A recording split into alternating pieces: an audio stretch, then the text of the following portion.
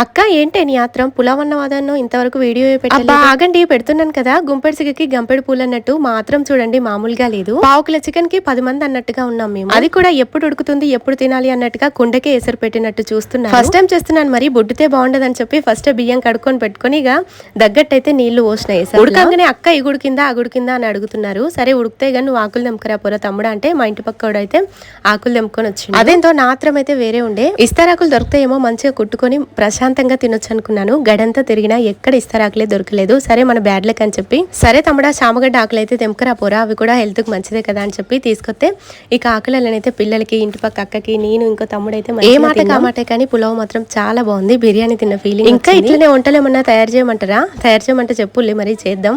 Okay friends, నచ్చింది అనుకుంటున్నాను video. నచ్చితే లైక్ చేసి మన ఛానల్ని సబ్స్క్రైబ్ చేసుకొని మరిన్ని వీడియోస్ కోసం వెయిట్ చేయండి. Thank you. లాస్ట్లో తప్పకుండా కామెంట్ చేయడం మర్చిపోవద్దు సరేనా? Thank you.